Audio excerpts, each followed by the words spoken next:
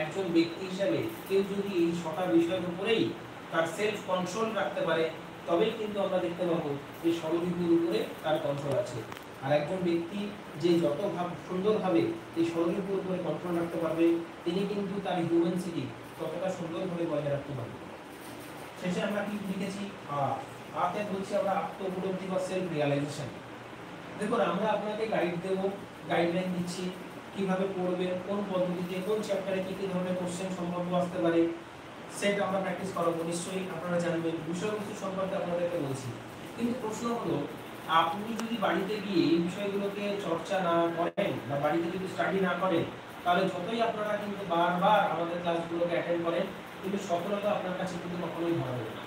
আমাদের ক্লাসের সঙ্গে সঙ্গে আপনাদের মেটেরিয়ালসগুলো এবং সঙ্গে আপনি যে পড়ছেন রেগুলারিটি মেনটেন করে কিন্তু ক্লাসের সঙ্গে সঙ্গে কিছু মেটেরিয়ালস আপনাকে নিয়ে বসতে হবে, যেখানে এই বিষয়বস্তু সম্পর্কে আরেকটু বিস্তারিত আপনি ধারণা পাবেন। তাহলেই কিন্তু আপনার এই বিষয়বস্তু সম্পর্কে ধারণা পরিষ্কার হবে এবং আপনিও বিষয়বস্তু সম্পর্কে একটা ধারাবাহিক কিছু জ্ঞান অর্জন করতে পারবেন। তাহলে এখান থেকে আমরা কি পেলাম, যে শিক্ষা শব্দটি বিশ্লেষণ করলে 5টা বর্ণ পেলাম আমরা। সেই বর্ণ বিশ্লেষণের মাধ্যমেও কিন্তু ধারাবাহিক ক্রমে আমরা শিক্ষা থেকে অনেকটা বিষয়বস্তু জানতে পারবো। নেক্সট এটা জানবো, শিক্ষা জানলাম, ঠিক একইভাবে এবার জানবো কিন্তু আমরা হচ্ছে এডুকেশন। দেখুন, এখানে আমি এডুকেশন শব্দটা লিখেছি। এখানে এই ই দিয়ে প্রত্যেকটা লেটার দিয়ে কিন্তু আলাদা আলাদা অর্থ আমাদেরকে বোঝায়। প্রথমে ই দিয়ে আমাদেরকে কি বোঝাচ্ছে? এন্ডিওভার। এন্ডিওভার শব্দটা সম্পর্কে আপনারা প্রত্যেকেই অবগত, জানেন মিনিমাম। তারপর হচ্ছে ডি ফর ডেভেলপমেন্ট, অর্থাৎ যেটা বিকাশ। তারপর U for usefulness, C for creativity, A for adaptability মানে আত্মস্থ করা, টি ফর ট্রান্সফরমেশন। আপনি অতীত অভিজ্ঞতা যদি আগামী দিনের শিক্ষার্থীদের মধ্যে যদি সঞ্চারিত না করতে পারেন, তাহলে কিন্তু আপনার শিক্ষার কখনোই ট্রান্সফার অফ লার্নিং হবে না। আর যে শিক্ষা ব্যবস্থার ট্রান্সফার নেই, সেটা কিন্তু কচুরিপানা ছাড়া আর কিছুই হতে পারে না। নেক্সট বলেছে আই ফর ইনস্ট্রুমেন্ট। আমরা প্রায়শই দেখি বা বিভিন্ন কোশ্চেন আমরা দেখতে পাই যে education is an instrument of social change. সমাজ পরিবর্তনের হাতিয়ার হিসাবে শিক্ষাকে বিবেচনা করা। তাহলে শিক্ষা ছাড়া কোনো অবস্থাতেই আমরা জানি যে সমাজ পরিবর্তন হতে পারে না। এই প্রসঙ্গে আপনাদেরকে বলি যে শিক্ষার মূলত কিন্তু দুটি উদ্দেশ্য। একটিকে বলা হচ্ছে শিক্ষার্থীর সর্বাঙ্গীন বিকাশ সাধন করা, আর দ্বিতীয়টি বলছে সমাজের অগ্রগতির পথকে ত্বরান্বিত করা। তাহলে সমাজের অগ্রগতির পথ ত্বরান্বিত হতে গেলে যেটা স্বাভাবিক নিয়মে দরকার, সেটা হচ্ছে কি?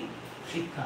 শিক্ষাই একমাত্র পারে আমাদের মনে অন্ধকার থেকে বা সমাজ থেকে অন্ধকার আচ্ছন্ন বিষয়বস্তুগুলোকে দূরে সরিয়ে দিতে এবং আমাদেরকে আলোকপথ দেখাতে। এরপরে আমরা যেটা পাবো ও ফর অবলাইজেশন, অর্থাৎ মান্যতা দান করা। আপনি সঠিক জিনিসটা জানেন, কিন্তু তারপরেও ভুলের পক্ষ নিয়ে সবসময় লড়াই করছেন, তাহলে আপনি কখনো নিজেকে বলতে পারবেন না যে আপনি শিক্ষিত ব্যক্তি। এরপরে যেটা আমরা জানবো সেটা হচ্ছে এন ফর হচ্ছে ন্যাশনালিজম, জাতীয়তাবোধ। একজন শিক্ষকের সাধারণত 3 ধরনের গুণ থাকা বাঞ্ছনীয়। একটি হচ্ছে তার পেশাগত গুণাবলী, একটি হচ্ছে তার ব্যক্তিগত গুণাবলী, আর 3 নম্বরটা হচ্ছে সমাজের একজন যোগ্য নাগরিক হিসেবে তার কি কার্যকলাপ। উপরের ব্যক্তিগত এবং পেশাগত গুণাবলী আছে, কিন্তু সমাজ মধ্যস্থ একজন নাগরিক হিসাবে আমার কি করণীয়, আমার কি করণীয় নয়, কোনটি আমার জন্য স্বাভাবিক, কোনটি আমার জন্য অস্বাভাবিক।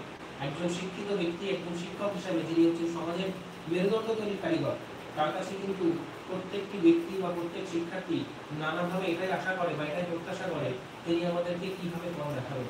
অতএব একজন শিক্ষকও খুব গুরুত্বপূর্ণ অবস্থান রাখে। তাহলে আমরা এখান থেকে দেখতে পেলাম ইংরাজি এডুকেশনের যদি আমরা দেখি, আরেকবার বলে দিচ্ছি আপনাদেরকে, রিপিট করি। E for endeavour, D for development, U for usefulness, C for creativity, A for adaptability, T for transformation, I for instrument, O for obligation, N for nationalism. তাহলে এই বিষয়টাও আপনারা নিশ্চয়ই খাতার মধ্যে লিপিবদ্ধ করেছেন, বা যারা এখানে অলরেডি যোগদান করেছেন আপনারা এটা রেকর্ড ক্লাস নিশ্চয়ই পাবেন। তাহলে আমরা চলে যাই এবার নেক্সট পেজে। তাহলে এতক্ষণ ধরে আমরা যে আলোচনাটা করলাম, সেখানে কিন্তু শিক্ষা সম্পর্কে, শিক্ষা এবং এডুকেশনে ভিন্ন ভিন্ন অর্থ বা ধারাবাহিকতা, সেটা নিয়ে আমরা কিন্তু আলোকপাত করেছি। এবার আমরা যে বিষয়টা যাবো একটু জেনে নেওয়া দরকার। এতক্ষণ শিক্ষার মূল মানদণ্ডগুলো নিয়ে আমরা আলোচনা করলাম।